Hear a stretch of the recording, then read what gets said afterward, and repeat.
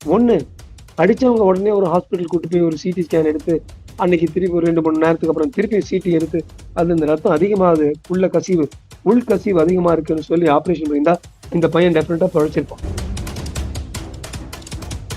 கொடூரமான விஷயம். நான் வந்து ஒரே ஒரு குரூப் தான் நான் பிளேம் பண்ணுவேன், காவல்துறை. நான் வந்து காவல்துறையோட நண்பன். காவல்துறை பாவம் டாக்டர்ஸ் மாதிரி தான், என்ன பண்ணாலும் திட்டு தான் கடைசியில வரும். ஆனா இந்த லீக் கசிவு நடந்திருக்கு. டெஃபினட்டா யாரோ பாவம் இந்த பையனை வந்து கட்டையால மண்டல் அடிச்சிருக்காங்க, அல்லது பஞ்ச் பண்ணியிருக்காங்க, அல்லது எட்டி வச்சிருக்காங்க. இந்த மூணுல ஏதோ ஒரு விஷயம் நிச்சயமா நடந்திருக்கு. இது மாதிரி கோஷ்டி சண்டைன்னு சொல்லி விட்டுறதுதான் கல்வி அமைச்சருக்கு அரசியல் ரீதியாக ரொம்ப அப்ராப்ரியேட் ரெஸ்பான்ஸ். அரசியல் ரீதியா அவரு நான் டிக் பண்ணுவேன், பரவாயில்ல கரெக்டா சொல்லி அட்ஜஸ்ட் பண்ணிட்டாரு. ஆனா அது உண்மையா? நிச்சயமா இது வந்து கோஷ்டி சண்டை இல்ல, இது வந்து ட்ரக்ஸால போதைப் பொருட்களுக்கு இந்த பாவம் இந்த பையன் போய் புகார் கொடுத்ததுனால அந்த புகார் அளித்தவர்களுக்கு பிரச்சனை வராம பாக்குறது, அவங்களுக்கு அடிப்படை உரிமை வாழ்வதற்கு இருக்குங்கிறத போலீஸ்காரர் மறக்கவே கூடாது. கோயம்புத்தூர் தனியார் கல்லூரியில படிக்கக்கூடிய ஒரு மாணவன் பார்த்தீங்கன்னா, அடித்து கொலை செய்யப்பட்டதாக வரக்கூடிய செய்திகள் பெரும் அதிர்ச்சி ஏற்படுகிறது. இதன் பின்னணியில் பார்த்தீங்கன்னா, போதைப் பொருள் தொடர்பாக பல்வேறு சம்பவம் நடந்திருப்பதாக ஒரு தகவல் வெளில வந்துட்டு இருக்கு. போஸ்ட்மார்ட்டம் ரிப்போர்ட் என்ன சொல்லுது? மருத்துவராக நீங்க இந்த கலாச்சாரத்தை எப்படி பார்த்துட்டு இருக்கீங்க சார்? ஸோ போஸ்ட்மார்ட்டம் நான் படிச்சேன். பிரேத பரிசோதனையில வந்து ஃபர்ஸ்ட் ஆஃப் ஆல் ஏன்னா நிறைய இந்த பையன் இப்போ அமுதன் நினைக்கிறேன், தெரிஞ்சவங்க நிறைய பேர் இருப்பாங்க. ஆழ்ந்த இரங்கல்கள் அவன் குடும்பத்துக்கும் அவன் பெற்றோர்களுக்கும். எதுக்காக நம்ம எல்லாம் பேசுறோம்னா இது மாதிரி நடக்கக்கூடாதுன்னு தான். விசில் ப்ளோவர் கான்செப்ட்னு இருக்கு கிரிமினல் ஜூரிஸ்ப்ரூடன்ஸ்ல. அதாவது ஒரு மனிதன் வந்து ஒரு தப்பு நடக்குதுன்னு இன்ஃபார்ம் பண்றதுனால தான், அது கஸ்டம்ஸா இருக்கலாம், போதைப் பொருளா இருக்கலாம், இப்படிதான் வெளியில வரும். இங்க பாத்தீங்கன்னா ஏர்போர்ட் இறங்குனா திடீர்னு சில சமயம் ரெகுலர் ஃபிளைட்ல நிறைய பேர் கஸ்டம்ஸ் பேர் இருப்பாங்க. ஏன் யாரும் ஒரு டிப் ஆஃப் கொடுத்துருக்காங்க, இது மாதிரி வருது, கோல்டு இறங்குது, வாட் எவர்.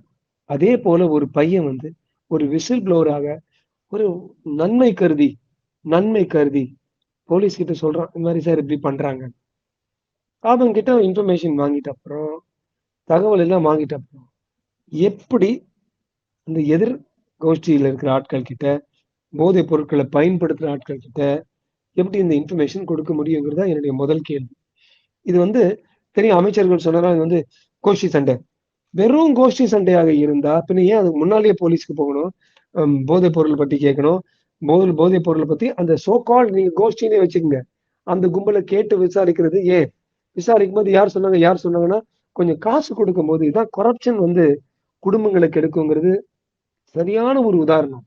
யாரோ ஒரு போலீஸ்காரங்கிட்ட கொஞ்சம் காசு கொடுத்துருக்கலாம், அவங்க இன்ஃபர்மேஷன் கொடுத்துருக்கலாம், தெரிஞ்சவங்களாக இருந்திருக்கலாம். அமுதன் தான் சொன்னாப்பா அவங்கள பத்தி. அதுக்கப்புறம் பிடிச்சி அடி அடி அடி இவங்க அடிச்சிருக்காங்க. பிரேத பரிசோதனையில இவன் என்னன்னா அடி வாங்கிட்டு மண்டல அடி வாங்கி போய் படுத்து தூங்கியிருக்கான்.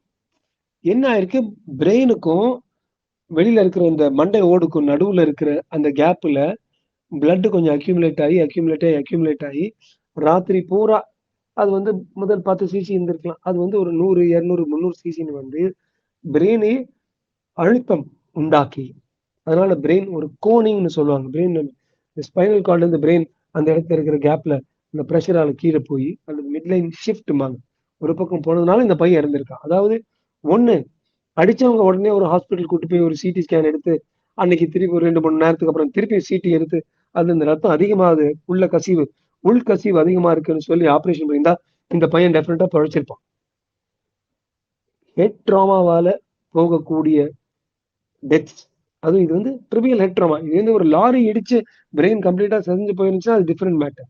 இது வந்து உதைக்கிறது, பஞ்சிங் பண்றது, இல்ல மண்டை கீழே பட்டு உடைஞ்சதுனால உண்டான ப்ளீடிங் மெதுவா ஒரு ஃபியூ ஹவர்ஸ், டெஃபினட்டா ஒரு 6 மணி நேரம் 8 மணி நேரம் தான் பாவம் இந்த பையன் ஒரு உயிர் போயிருக்கு. யாருக்கோ ஒரு பையன் எவ்வளவோ கனவுகள் கண்டு பெற்றோர்களை வந்து படிக்கணும்னு நினைச்சு அனுப்பி இது மாதிரி நடந்தது கோவையில கொடூரமான விஷயம். நான் வந்து ஒரே ஒரு குரூப் தான் நான் பிளேம் பண்ணுவேன், காவல்துறை. நான் வந்து காவல்துறையோட நண்பன். காவல்துறை பாவம் டாக்டர்ஸ் மாதிரி தான், என்ன பண்ணாலும் திட்டு தான் கடைசியில வரும். ஆனா இந்த லீக் கசிவு நடந்திருக்கு. அங்க நீட்டு கசிவு நடந்ததுனால ஒரு சில பேர் தற்கொலை பண்ணிட்டாங்க. இங்க வந்து கசிவு, அந்த பேர் கசிவு நடந்ததுனால இது கொலை. இது வந்து வெறும் தற்கொலை, இது பக்கா கொலை. இது வந்து இன்னும் கொஞ்சம் விவரங்கள் 10ஆம் தேதி தான் நடந்து 3 நாள் தான் ஆயிருக்கு. இன்னும் கொஞ்சம் விவரங்கள் வரும். ஆனா, இப்படி காவல்துறை செய்தால், வேற ஏதாவது ஒரு இடத்துல ஒரு ம போதைப் பொருள் கலாச்சாரம் இருந்துச்சுன்னா, அங்க இருக்கிற நல்ல பசங்க, இத விரும்பாத பசங்க, போலீஸ் கிட்ட வந்து காவல்துறை கிட்ட இந்த மாரி நடக்குதுன்னு சொல்றதுக்கு கூட பயப்படுவாங்க. யார் இந்த பையன அடிச்சு கொன்னாங்களோ, அது மாரி இந்த விசில் ப்ளோவர், இந்த இன்ஃபர்மேஷன் தகவல் கொடுக்கின்ற அவர்களுக்கு பயத்தை கொடுக்கும் அளவுக்கு அவங்க பண்ணியிருக்காங்க. இது வந்து சமூகத்துல வந்து ஒரு டெஃபினெட்லி ஒரு பின்னடைவு. பெரிய பின்னடைவு. மெயின்லி பிகாஸ் போலீஸ் இந்த இன்ஃபர்மேஷன் லீக் ஆகுது. ஒரு இன்ஃபர்மேஷன் தகவல் லீக் ஆனா, அதோடைய கசிவுடைய பின்விளைவுகள் எவ்வளவு மோசமா இருக்கலாம்.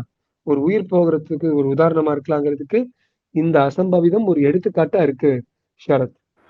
சார் இந்த சம்பவத்திற்கு இதுவரைக்குமே கல்லூரி நிர்வாகம் சரி, இல்ல காவல்துறையும் சரி, எந்த ஒரு பொறுப்பும் எடுத்துக்காம இருக்காங்க சார். ஏன்னா பெற்றோர்கள் கதறி எழுறாங்க பார்க்க முடியுது. கல்லூரி வரைக்கும் இந்த போதைப் பொருட்கள்ன்ற கலாச்சாரம் வந்து அதிகரிச்சுதுன்னா எப்படி பார்க்கறது சார்? அதாவது நானும் கேள்விப்பட்டேன். கோவையில பல கல்லூரிகள்ல வந்து இந்த போதைப் பொருள் கலாச்சாரம் வந்து அதிகரித்துக் கொண்டே இருக்கின்றது. நெறைய அ நார்த் இந்தியன்ஸ் கூட எனக்கு தெரிஞ்சு தே பிரிஃபர் இது நான் வந்து கேள்விப்பட்டேன். ஒரு ப்ளாக்ல கூட படிச்சேன். தே பிரிஃபர் நமக்கு சென்னைக்கு வெளியில இருக்கிற அ ஒரு கல்லூரியும், கோவையில ஒரு சில கல்லூரிகளும் இவங்க வந்து அவங்க பிரிஃபர் பண்றாங்க. சென்னைக்கு வண்டலூர் கிட்ட இருக்கிற ஒரு கல்லூரி நெறைய பேர் வராங்க. அதேபோல இந்த இடத்துலயும் நெறைய பேர் வராங்க. இங்கெல்லாம் வந்து ஒரு ஒரு ஒரு கண்மூடித்தனமா கண்டுக்காம இருக்கிறோம்ன்னு சொல்லி போறதாக பல பிளாக்ஸ்ல நான் படிச்சிருக்கேன். அந்த கல்லூரிகளோட பேரு சொல்ல மாட்டேன். ஏன்னா, அந்த ஓனர்ஸும் எனக்கு ரொம்ப தெரிஞ்சவங்க. அந்த ஓனர்ஸ்க்கு இது என்ன நடக்குதுன்னு கூட தெரியாது. அங்க இருக்கிற அந்த நிர்வாகிகள் இன்னும் கொஞ்சம் உஷாரா இருக்கணும். கல்லூரிகளில் எப்ப வந்து போதைப் பொருள் கலாச்சாரம் வந்து கால உள்ள வைக்குதோ, அன்னைக்கே நம்மளோட பாரம்பரியம் எல்லாமே, கல்ச்சர் எல்லாமே பயங்கரமான ஒரு சரிவு ஏற்படும்.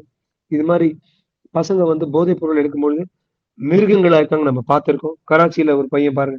17 வயசு பையன் 1 1/2 வயசு குழந்தைய வந்து ரேப் பண்ணி கொன்னுருக்கான். இப்பேற்பட்ட விஷயங்கள் நடக்குதுன்னா, அதுக்கு போதைப் பொருள் நிச்சயமா அதாவது போதைன்னா அது வந்து இந்த டாஸ்மாக்கு, தண்ணியா இருக்கலாம். அல்லது கஞ்சா, டேப்லெட்ஸா இருக்கலாம். ஏதோ ஒரு ஒரு சப்ஸ்டன்ஸ் அபியூஸ்ம்போம்.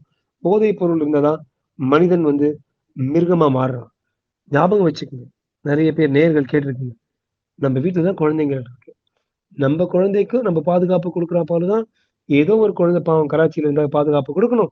நம்ம வீட்ல இருக்கிற ஒரு பையனுக்கு நம்ம பாதுகாப்பு குடுக்குற மாரி தான், கள்ளக்குறிச்சியிலருந்து யாரோ பெத்து வந்த அமுதனுக்கும் நம்ம வந்து அந்த அந்த சுரக்ஷை, அந்த பாதுகாப்பு நாம் கொடுத்திருக்கணும்.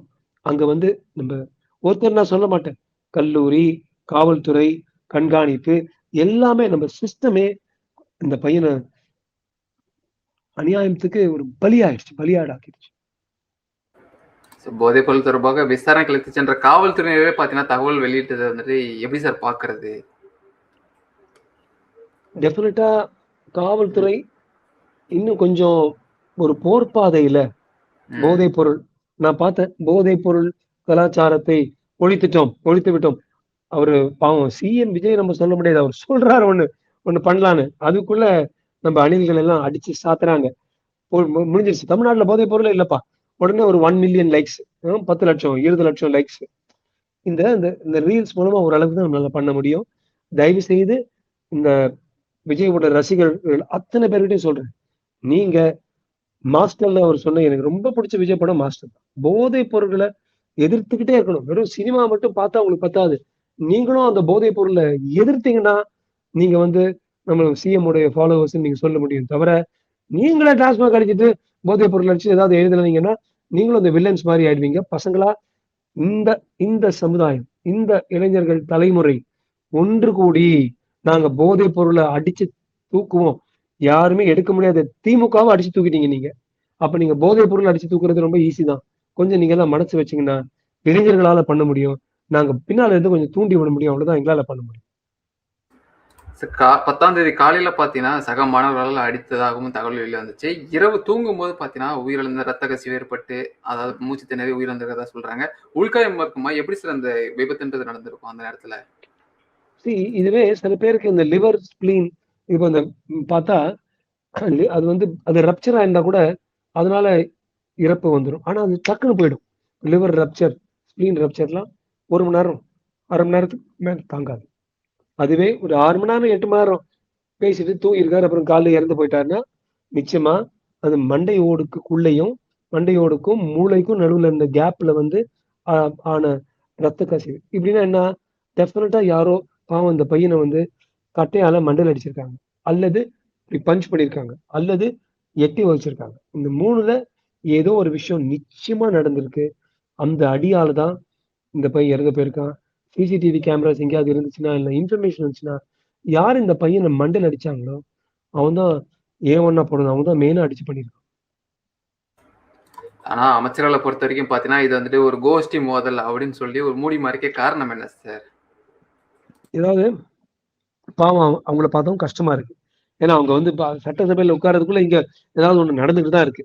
அவங்களும் நம்ம அவங்களுடைய பார்ட்டிய அரசியல் ரீதியாக ஒரு பலகீனமான பார்ட்டியா காட்ட முடியாது.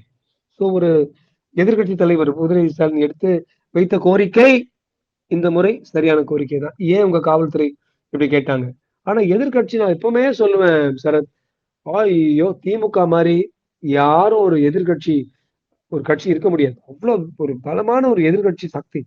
சின்ன விஷயம் எங்கேயாவது போனா சரியில்லை, உங்க பார்ட்டி சரியில்லை, இறங்குடாங்க சொல்லுவோம். நீ நிக்கவே கூடாதுடா சொல்லுவாங்க. அந்த அளவுக்கு ஒரு பயங்கரமான ஒரு கண்காணிப்பு காட்டுற ஒரு எதிர் சக்தி. அவங்க இருக்கும்போது விட்டுருவாங்க. எதிர் சக்தி எதிர்ப்பு எதிர்கட்சியா தான் இருப்பாங்க. அப்படி இருக்கும்போது இவரால ஏதாவது ஒண்ணு சொல்லணும். சோ இது மாதிரி கோஷ்டி சண்டைன்னு சொல்லி விட்டுறதுதான் கல்வி அமைச்சருக்கு அரசியல் ரீதியாக ரொம்ப அப்ராப்ரியேட் ரெஸ்பான்ஸ்.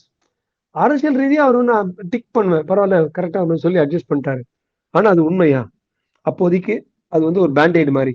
ஆனா அது உள்ள நடந்த விஷயம் என்னன்னு போக போக வெளிவரும்.